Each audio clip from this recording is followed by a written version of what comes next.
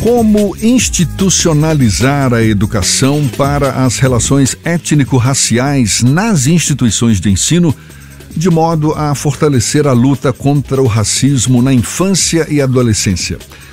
Pois foi exatamente pensando nisso que a Defensoria Pública da Bahia decidiu lançar, e o lançamento está marcado para esta segunda-feira, o Selo Escola Antirracista. As escolas vão poder se inscrever para concorrer ao selo e, assim, serem reconhecidas pelas práticas de combate ao racismo e fortalecimento da autoestima de crianças negras e indígenas. É sobre o assunto que a gente fala agora também sobre a Ação Cidadã Infância Sem Racismo 2022, e a gente conversa agora com a coordenadora da Especializada de Defesa dos Direitos da Criança e do Adolescente da Defensoria Pública do Estado da Bahia, Eva Rodrigues, nossa convidada no Issa Bahia. Um prazer tê-la aqui conosco. Bom dia, Eva. Bom dia, Jefferson. Bom dia a todos os ouvintes. Como é que as escolas vão poder concorrer a esse selo? Quais são os requisitos para as escolas obterem o selo Escola Antirracista, uma vez que a gente sabe o racismo, em muitos casos, é uma prática estrutural que depende de um esforço da sociedade como um todo para ser superado, não é, Eva? Exatamente. O selo Escola Antirracista vem como uma tentativa da Defensoria de estimular escolas que não fazem ou que gostariam de fazer, e de escolas que, de algum modo, já vêm desenvolvendo ações que visem implementar efetivamente uma educação antirracista. O edital, Jefferson, prevê algumas categorias de selo.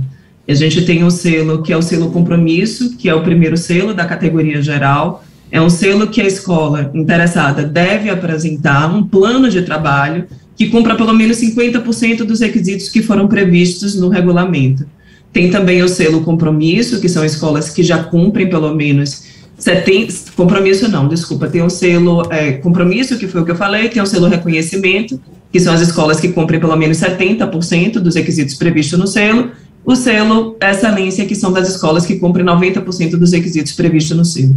Você perguntou sobre os requisitos. Os requisitos foram distribuídos em 5 eixos para as escolas públicas. É bom que se diga que este selo é direcionado tanto para escolas públicas quanto para escolas privadas de ensino infantil e fundamental 1, e foram divididos em eixos que incluem tanto a questão da revisão do projeto pedagógico e político, da gestão escolar, da formação docente, da formação discente e também da existência de métodos de intervenção no caso de práticas racistas. No caso das escolas privadas, a gente acrescenta um eixo, que é o eixo 6, que fala sobre a questão dos recursos pedagógicos, né, de materiais pedagógicos que cada escola tem. O edital, ele esmiuça cada eixo e traz cada requisito, são mais de 50 requisitos para as escolas públicas, um pouco mais para as escolas privadas, e a ideia é que são requisitos, Jefferson, que inclusive não são de difíceis cumprimentos, são requisitos que prevê, por exemplo, a realização do censo escolar de raça e cor realizado para os professores quanto para os alunos, que questiona a existência nas escolas de materiais, de brinquedos, de CDs, de jogos, de brincadeiras, que pautem positivamente a identidade da criança, da criança negra. Fala também sobre a questão da formação docente, porque consideramos indispensável a formação continuada, né, de professores na construção de uma educação antirracista. Então, o regulamento foi pensado também como uma forma de possibilitar a estas escolas que não saibam como fazer caminhos e estratégias para o cumprimento das leis 10.639 e da Lei 11.645, que são as leis que estabeleceram o ensino obrigatório da cultura e história afro-brasileira e indígena no ensino brasileiro.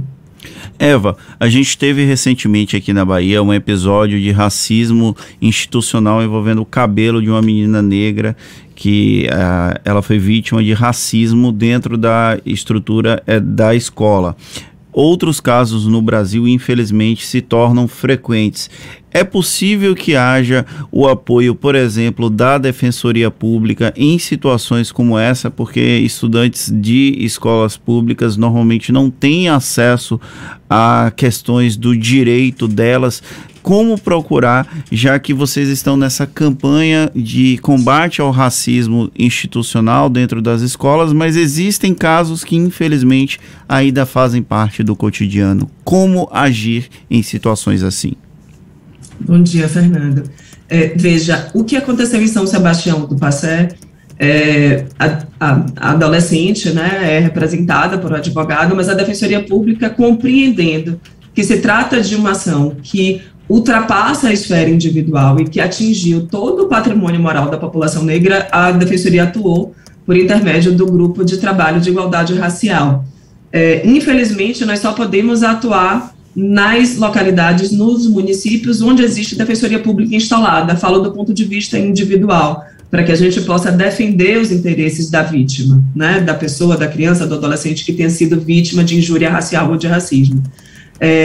Aqui em Salvador e nas comarcas onde tem a Defensoria Pública instalada, a pessoa pode buscar a Defensoria Pública para que receba todas as orientações, desde a necessidade, por exemplo, quando se tratar de ofensa veiculada em grupos de WhatsApp, o que tem sido muito comum, né? A gente tem se deparado com situações de ofensas no ambiente virtual, a orientação sobre o registro dessas conversas, sobre o registro do boletim de ocorrência, sobre a necessidade de se buscar testemunhas em relação ao fato, são ações que podem ser adotadas pela Defensoria numa perspectiva de prevenção do fato, porque isso é importante que a gente pense na prevenção, numa perspectiva também de uma demanda indenizatória, lembrando que nos casos de racismo, uma vez configurado, a ação penal é de competência do Ministério Público e no caso de injúria racial é uma ação que depende da representação da vítima para que seja ajuizada pelo Ministério Público.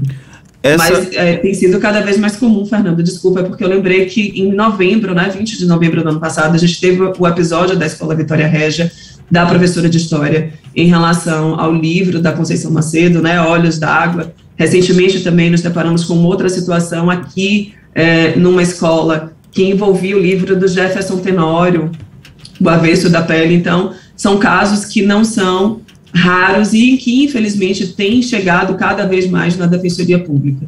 Essa ação promovida pela Defensoria Pública, ela também busca diálogos com instituições como o próprio Ministério Público, que também tem um papel importante nessa questão.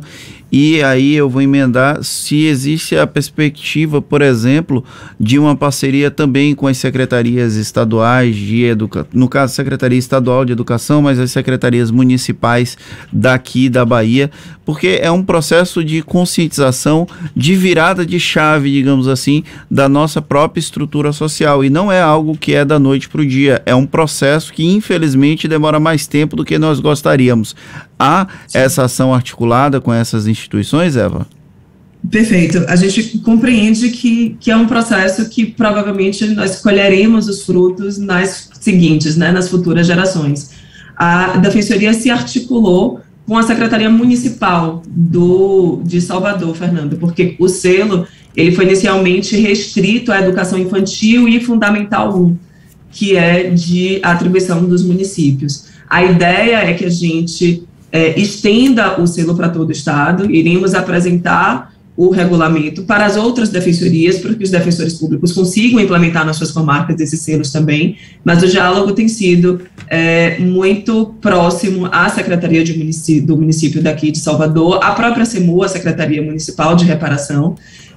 Quanto ao Ministério Público, a gente segue em atuações que são independentes, mas são complementares, né? Compete ao Ministério Público a fiscalização de implementação dessas leis, e o que a Defensoria Pública faz com esse projeto é um projeto de estímulo, não é um projeto de fiscalização das escolas, é um projeto que vem estimular, que vem movimentar mesmo, né, essas escolas para que busquem o cumprimento do que consta na lei. Mas, nesse ponto, é um projeto institucional da Defensoria, em parceria, claro, com a Secretaria Municipal, com a própria CEMU e com outros parceiros. A Defensoria lançou no ano passado, a propósito da campanha Infância Sem Racismo, em 2021, quando ela foi inicialmente lançada, o livro de mini-contos Nossa Querida Bia, que foi uma ideia e uma estratégia voltada mais para as famílias. Este ano, a gente se volta para a escola, compreendendo que o racismo é estrutural e que está presente em todas as instâncias. A gente se direciona para que essas escolas assumam suas responsabilidades no que diz respeito ao cumprimento da lei e também de uma construção de uma sociedade antirracista. Então, foi esta a ideia, é um projeto piloto, estamos muito felizes, o edital saiu hoje com os requisitos, lá consta o formulário para que as escolas possam se inscrever, já me adiantei aqui, mas as inscrições vão até o dia 10 de junho, e esperamos contar, sim, com gratas surpresas em relação às escolas, porque temos visto, desde que iniciamos a campanha, notícias de escolas que vêm desenvolvendo projetos muito importantes no que diz respeito à construção de uma educação antirracista. Parabéns pela iniciativa, está aí uma iniciativa da Defensoria Pública do Estado para tornar as escolas um ambiente menos racista e, quem sabe, até conquistando esse selo Escola Antirracista que agora está sendo oferecido pela Defensoria Pública. Eva, muito obrigado. Eva Rodrigues, que é coordenadora da Especializada de Defesa dos Direitos da Criança e do Adolescente da Defensoria Pública do Estado, levando esse papo aqui conosco. Muito obrigado, então, mais uma vez. Até uma próxima. Bom dia para você. Eu agradeço, Jefferson, agradeço, Fernando, a oportunidade. Bom dia a todas as pessoas. Agora, 17 minutos para as 9 na tarde FM.